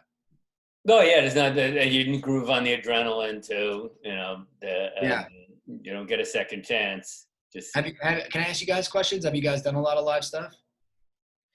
Every week until the pandemic. Chapman News. Chapman News, right? Great experience. And I'll tell you, the one thing I learned from it on being on these shoots too, and especially if you're working with celebrities and stuff, when you're on a news set and you have to go live, every minute is accounted for, right? Like, cameras have to be set, stage has to be set, lighting has to be done. All those things are like broken down within like here and here. When you're on these sets, it's like, hey guys, we're gonna be rolling at 9:30. It's like 9:15. It's like 9:20. All right, we'll be a little behind. And it's like my mindset is like, no, like, why have a schedule? Like, let's go. Like get there early. Like, it's just set at that time. And I thought that experience really helped. I think that's something really good for you guys, because then you appreciate, once you start getting in that rhythm when you're on set, you realize, like, I got to get this done so we can do the next thing. And the talent doesn't want to wait. So then if you're on schedule, it saves your whole day. You get much better content, better performance. I always thought so. When you have the option to go live, go live. I mean, it's great training for everybody. And if audiences are forgiving, as long as you're prepared and you have good energy, they'll understand too. If it's live, it's not going to be perfect. Can you tell that to Brett Marcus, please? Because I am literally about to blow up on him for his because apparently the studio actually has permission to open from everyone but the provost, who basically already gave it his, I'll rubber stamp it once it's in front of my desk. The only reason the studio is not opening is because Brett is so stubborn in how he thinks the show needs to be run. Literally, the show can be done with 3 people, or maybe 3 to 6 people. I have all those people lined up. Brett's still saying no. And he doesn't even have to go in. I'm sorry. I had to rant. I'm sorry. No, news. I mean, that's the biggest thing about news is that it's live. Yeah. So anytime you guys get that experience, I agree. I mean, at least for me, again, I couldn't do it on camera. So just the schedule of it is so good. It's such good training. And then we always say, live, especially those ones. I mean, a newscast is live, but when you had those days, like it would have been today, if it was an Orange County newscast with the fire, those extended days, we say that separates the wheat from the chaff. That's when you're watching horrible thing, but say watching reporters in the first week or so of the unrest across the country. Watching those, some of those reporters were champions they're on for hours in dangerous situations. I think that's how you groove on that. And even on the producing front, you're finding, you have to find stories so fast, right? It's like you arrive on a set or you're there and you're like, man, I figure it out really quickly because we're going live, and who's the neighbor, who's called what, who's the most compelling character out of this bunch, who's going to give me an emotional interview, who's going to say the thing that's going to like get people to relate to them. Like you have to do it so quickly and make those decisions, It's not like writing a script where you have to sit, you can rework it. There it's like, you get quick instincts. I think that stuff is invaluable. Oh yeah, and those are important days because your audience is so huge. I remember when I went to graduate school, we had some people who had already worked in the business and decided they wanted to get their master's, and a few of them had come from CNN. This was maybe it was a couple of days. Could all tell you everything where they were, like when the day of the Challenger explosion. Those are I mean, a horrible thing, but it's one of the reasons to be in the business. Mike has a 6 a.m., so it's It's 12:30 out in Atlanta, or close to it. You guys have some. Any other questions? You guys are quiet. Is that normal? It's all right. Good. We have Zoom fatigue. It's totally understandable. I can't wait. I'm dying to get, even if it's media law, I'm dying to get in a classroom in the spring. But hey, Mike, it couldn't. Real quick, I wanted to ask you, because you're such a big sports fan, but you've never worked in sports. Was that intentional so you could keep? So I can keep my terrible rooting interest. No, I don't know. Probably not. Just I do I love sports. I love what they do. I don't know. Like we've talked to a few people about some sports docs. Like I think I'd be into that. Like I love Football Lives. I don't know if you guys watch those on NFL Network, or some of the 30 for 30s are great. Just really fascinating stories. I think I'm more into like the long form storytelling of it, which is like, give me an hour to tell a story about a guy or even a game that changed it. I think I would love to do that. I think that's definitely like on our radar stuff, but getting access and locking that story worthy enough, I think would have to be, is the most challenging piece, but I would definitely do that. I don't know, live sports. Don't know if I can do that. Well, I think that's the type of sports stuff I'm most interested in too. So I get it. Right, like the really good, emotional stories behind these people and players. I mean, we were just talking to somebody because our producing partner's working on the Doug Williams story. If you ever get a chance to watch The Football Life on Doug Williams, do it. It is incredible.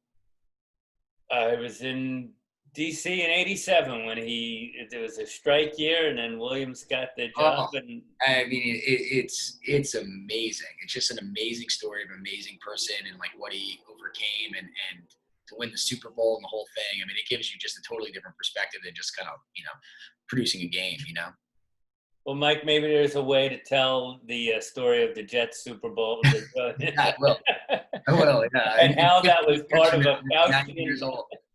So, well, thank you guys so much for having me. Sorry if I'm a little low energy. I'm coming from a long day. And, I just want to say you guys got a great professor. Pete is one of the best people in the TV business, and he's been an unbelievable friend. I mean, we're still friends, 20 years after? Absolutely. 18, and he's definitely helped me out with advice and meeting people, and he's the first person to introduce me to people who are former students when they come to New York or looking for advice or jobs. I've hired 3 of them, because he just is so good at identifying talent and people who have a love and passion for what they do. So you guys are in unbelievable hands. So I can't thank you guys enough, but I wanted to just tell you guys how much Pete, how great Pete is and what he means to a lot of the students that came through Chapman. Mike, thank you so much for that. And it's true, a few years ago, the last one was Mallory Leonard, and she worked for Mike, and now she's gone. She's with NBC, right? Or CNN? CNN, I believe. Last time. Yeah, I haven't heard from her in a while, but Mike, to get your first job, she wanted to move to New York, and that was great. And honestly, the one thing, and then I got her a job at another production company. But one of the one things is, you're meeting someone who's like, I don't know anybody, and I'm just like moving across here. It takes such guts, and I'm sure that you guys have done similar things, and that's already a commitment. Yeah, no, she's from Utah and knew nobody, and but again, that's the time to do it. Just loves news, yeah. So, my brother, you're the best. Good luck tomorrow with Ludacris. If you have any questions, send them to Pete. I'm happy to answer anything, and best of luck. Thank you, Mike. Have a good night. Get some rest. Thank you. Gang, we're all good on. You're all good on the paper assignment, and after next week's class, got 2 great guests, documentary filmmakers. One's got one on Amazon now. It's called The Legend Ballad of Don Lewis. I'll send you guys an email and tell you about it. Maybe you get a chance to watch it before class on Monday. So Tom Catlin and Ned Augustenberg, 2 documentary filmmakers, and then we'll have like a midterm type of quiz after that, which is just a few more questions than the usual. And any you guys good on the paper? And I hope you enjoyed Mike tonight. Anything before we go? The papers due Thursday? Due by next class Monday. So okay. Due by next Monday. And stay hope the fire dies down, and I will see you guys next Monday. Thanks for a good class. Thanks, Pete. You got it. Have a good night. Thank you. And I'll send you the recording. Thank you. You bet.